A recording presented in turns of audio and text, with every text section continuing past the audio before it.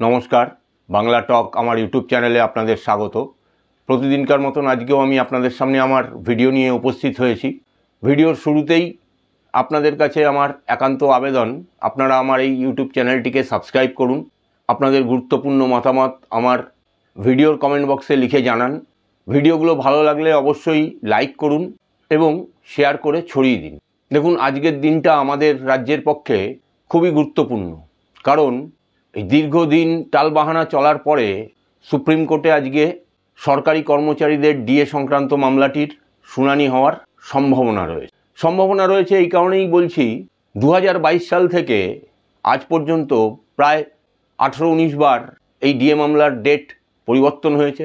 যতবারই মামলার ডেট পড়েছে, প্রথম দিকে 2 মাস, 3 মাস, 4 মাস, এমনকি 6 মাস অন্তরও ডেট পড়েছে, এবং ততবারই রাজ্য সরকারের পক্ষ থেকে যিনি আইনজীবী ছিলেন অভিষেক মনু সিংভি, তিনি নানা অছিলায় এই মামলার শুনানিতে হয় অংশগ্রহণ করেননি, না হলে পরে বিচারপতিদ্বয়ের কাছে আবেদন করেছেন যাতে মামলাটি পূর্ণাঙ্গ শুনানি করতে হবে, টাইম দরকার ইত্যাদি এবং ইত্যাদি বলে যাতে ডেট নেওয়া যায় নতুন করে।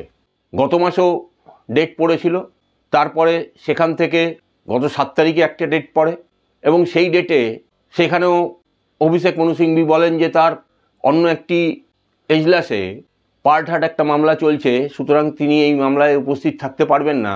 ফলে এই মামলাটি পরিবর্তন করে ডেট গ্রীষ্মকালীন অবকাশের পরে অর্থাৎ জুলাই মাসে রাখা হোক। বিচারপতিরা সেটাই মানেননি, না মেনে সেটা গত 14 তারিখে ডেটটা রেখেছিলেন, এবং 14 তারিখেও মামলাটি হওয়ার আগে 13 তারিখ থেকেই চেষ্টা করছিলেন যাতে ডেটটা পরিবর্তন করা যায়, কিন্তু সেই ডেট তারা পরিবর্তন করতে পারেননি।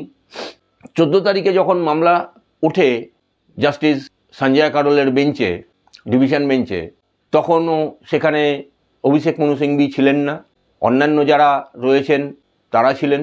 ফলে সেদিনকে আবার আবেদন করা হয় যে অভিষেক মনু সিংভি, যিনি মূল আইনজীবী এই মামলার সরকার পক্ষের, তিনি নেই। ফলে মামলাটি জুলাই মাসে স্থানান্তরিত করা হোক, পরবর্তী দিন ধার্য করা হোক। তীব্র বিরোধিতা করেন বিকাশ রঞ্জন ভট্টাচার্য, যিনি ওয়েস্ট বেঙ্গল এমপ্লয়ার্স অ্যাসোসিয়েশনের পক্ষ থেকে আইনজীবী হিসেবে দাঁড়িয়েছেন। আমরা জানি যে আগে এই মামলাটিতে রাজ্য সরকারি কর্মীদের পক্ষ থেকে ওয়েস্ট বেঙ্গল গভর্নমেন্ট এমপ্লয়িজ অ্যাসোসিয়েশনের পক্ষে মলয়বাবুরা এই মামলায় পার্টি ছিলেন। তারাই এই মামলাটি মূলত করেছিলেন বিভিন্ন জায়গায়, স্যাটে, হাইকোর্টে ইত্যাদি জায়গায়। পরবর্তী সময়ে সংগ্রামী যৌথ মঞ্চ ভাস্কর ঘোষের নেতৃত্বে তারা এই সুপ্রিম কোর্টে এই মামলায় পার্টি হয়। 14 তারিখে তাদের পার্টি হওয়ার এই বিষয়টি মান্যতা পায়। তাদের পক্ষে আইনজীবীরা ছিলেন গুরুকৃষ্ণ কুমার, নচিকেতাজি, সুদীপ্ত দাশগুপ্ত, বিক্রম ব্যানার্জি, হরিশ সালভে ইত্যাদি বহু আইনজীবী এই মামলায় রয়েছেন। কিন্তু একটা খুব গুরুত্বপূর্ণ জিনিস, যেটা রাজ্য সরকারও যেটা বুঝতে পারছে, যে এই মামলা বোধহয় আর টিকিয়ে রাখা যাবে না। যেরকমভাবে 2 দিনের মধ্যে বিচারপতিরা আবার ডেটটা দিলেন, তাতে এটা অনুমান করা যায় যে কোর্ট মনে করছে যে এই মামলা আর ফেলে রাখা উচিত না, এবং এই যে রাজ্য সরকারের আইনজীবী বারবার করে ডেট নিয়ে মামলাটিকে পিছিয়ে দেওয়ার চেষ্টা করছেন, তাতে কোর্টের কাছে পরিষ্কার হয়ে গেছে যে কেন রাজ্য সরকার এই মামলাটি দীর্ঘদিন ধরে নানা অছিলায় নতুন নতুন ডেট নিয়ে পিছিয়ে চলেছেন। দেখুন, স্যাট এবং হাইকোর্টে 6 বার এই মামলাটি রাজ্য সরকার হেরেছে। ফলে রাজ্য সরকারও জানে যে এই এসএলপি আদৌ টিকবে কি না সন্দেহ আছে, কারণ প্রত্যেকটি জায়গাতেই নির্দিষ্ট করে বলে দেওয়া হয়েছে ডিএ সরকারি কর্মচারীদের অধিকার, যেটা আবার রাজ্য সরকার মানেন না। তারা মনে করেন ডিএটা হচ্ছে অনুদান। আসলে আমাদের রাজ্যের সরকার, তারা তো অনুদান দিয়ে চলতেই ভালোবাসেন, সেটা বিষ মদ খেয়ে মানুষ মারা যাওয়া হোক, বা লক্ষ্মীর ভাণ্ডার ওই 1000, 2000, 1500 টাকা করে ছড়িয়ে দিলাম অনুদান, আর মানুষ খুশি হয়ে দুহাত তুলে নৃত্য করতে শুরু করে দিল।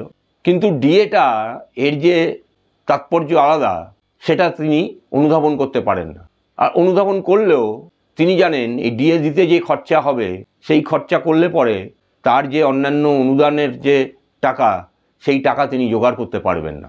কারণ আমাদের রাজ্যে তো রাজ্যের আয়ের উৎস বলতে মদ বিক্রি ছাড়া, পেট্রোলের ওপর যে সেস চাপানো আছে সেটা ছাড়া শিল্প কলকারখানা থেকে কোনো আয় হয় না।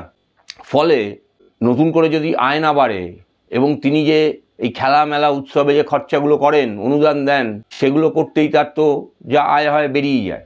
তাই এখন যদি তাকে ডিএ দিতে হয় প্রায় 42,000 কোটি টাকার ধাক্কা, এই ধাক্কাটা তিনি সামলাবেন কি করে? এই ধাক্কা তিনি সামলাতে পারবেন না।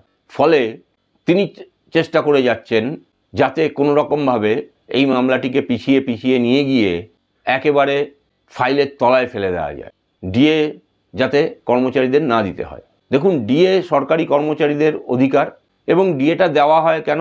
অল ইন্ডিয়া প্রাইস ইন্ডেক্সের ভিত্তিতে এই বাজারে দ্রব্যমূল্য যেগুলো বাড়ে তার সঙ্গে সামঞ্জস্য রেখেই এই ডিএ সরকারি কর্মচারীরা পায়। দীর্ঘদিন ধরে এই যে ডিএ বকেয়া, আজকে প্রায় 39% ডিএ বকেয়া রয়েছে। ফলে এই টাকাটা যদি এখন দিতে হয় তাহলে রাজ্য সরকারের মাথায় হাত পড়বে। এমনিতেই রাজ্য সরকার এই ধরুন যারা চাকরি হারিয়েছেন তাদের জন্য অনুদান ঘোষণা করেছেন। গ্রুপ সি গ্রুপ ডি হারারা তারা যাতে তাদের সংসার চালাতে পারেন তিনি তার জন্য অনুদান দিচ্ছেন। তিনি কিন্তু তাদের কর্মসংস্থানের ব্যবস্থা কিছু করতে পারলেন না, কিন্তু অনুদান দিতে তিনি ওস্তাদ। স্বাভাবিকভাবেই এই অনুদানগুলো যদি দিতে হয় তাহলে ডিএর টাকাটা তিনি দেবেন কি করে? আর কালকে মহামান্য বিচারপতি সঞ্জয় কারালের ডিভিশন বেঞ্চে এই মামলার যদি পূর্ণাঙ্গ শুনানি হয় এবং সেই মামলাটা যদি সেদিনকেই তার রায় ঘোষণা হয়ে যায় তাহলে পরে কিন্তু রাজ্য সরকারের মাথায় বাজ পড়বে। কারণ শুনানি হবে এটা নিশ্চিত। বিচারপতিরা আগেই বলে দিয়েছেন যে গত 14 তারিখে যখন শুনানিতে রাজ্য সরকারের প্রধান আইনজীবী ছিলেন না, তারা পরিষ্কার করে দিয়েছেন যে আগামী দিন অর্থাৎ এই আজকে যে শুনানি হবে সেখানে যদি রাজ্য সরকারের আইনজীবী উপস্থিত না থাকেন তাহলে 50% জমা দিতে হবে, ডিএ দিয়ে দিতে হবে। ফলে আজকে কিন্তু এসপার বা ওসপার এই যেমন একটা দিক, ঠিক সেরকমভাবেই গতকাল এই 25,752 জন চাকরিহারা শিক্ষক শিক্ষিকারা তারা যখন বিকাশ ভবনে গেছিলেন, এই রিভিউ পিটিশন যেটা করেছে রাজ্য সরকার, সেই পিটিশন তাদের সঙ্গে কথাবার্তা না বলে করা, এবং সুপ্রিম কোর্টের যে সংশোধিত রায় তৎকালীন প্রধান বিচারপতি সঞ্জীব খান্নার বেঞ্চ থেকে দেওয়া হয়েছিল যে ডিসেম্বর মাস পর্যন্ত যারা অসৎ উপায়ে শিক্ষক শিক্ষিকার চাকরি পাননি তারা ক্লাসগুলো করতে পারবেন। কারণ মধ্যশিক্ষা পর্ষদের তরফ থেকে মূল রায়ের ওপরে জাস্টিস খান্নার বেঞ্চে আবেদন করা হয়েছিল যে তিনি যে রায় দিয়েছেন সেটা তারা মেনে নিচ্ছে, কিন্তু পরবর্তী ক্ষেত্রে দেখা যাচ্ছে যে স্কুলগুলোতে পঠন পাঠনের ব্যবস্থাকে বজায় রাখতে অসুবিধায় পড়ছেন, ছাত্রছাত্রীদের সমস্যা হচ্ছে। সেই কথা ভেবে যাতে এরা চলতি শিক্ষাবর্ষ অবধি যাতে এই যারা নন টেন্টেড টিচার তারা যাতে পঠন পাঠনের সঙ্গে যুক্ত হতে পারেন, বিচারপতি সেই রায়তা দিয়েছিলেন সেই আবেদনকে। কিন্তু তার সঙ্গে শর্ত দিয়েছিলেন যে এই নতুন পরীক্ষা ব্যবস্থা তার নোটিফিকেশান, অ্যাডভার্টাইজমেন্ট ইত্যাদি মে মাসের 31 তারিখের মধ্যেই করতে হবে, এবং সেই ব্যবস্থাপনা এফিডেভিট আকারে রাজ্য সরকার, এসএসসি এবং পর্ষদকে কোর্টের কাছে জানাতে হবে। নচেত কিন্তু এই যে সংশোধিত রায় দেওয়া হলো সেটা নাল অ্যান্ড ভয়েড হয়ে যাবে এবং রাজ্য সরকারের জরিমানাও হতে পারে।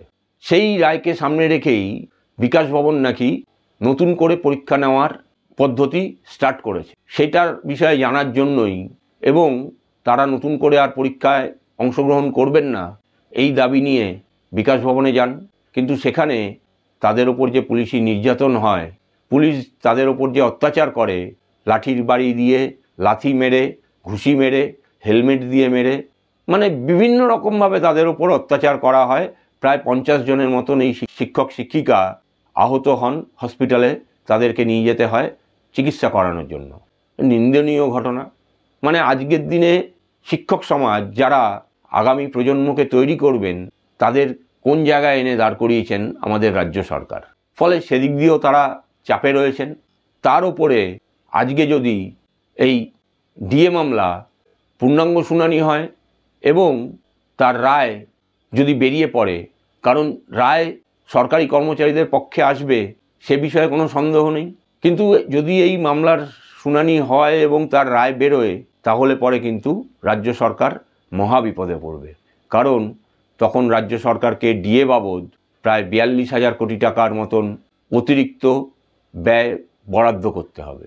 ফলে আমাদের নজর থাকবে আজকে সুপ্রিম কোর্টের দিকে, এই মামলায় কী রায় বেরোয় এবং রাজ্য সরকার কী ভূমিকা গ্রহণ করে। আজ এখানেই শেষ করছি। নমস্কার, ধন্যবাদ।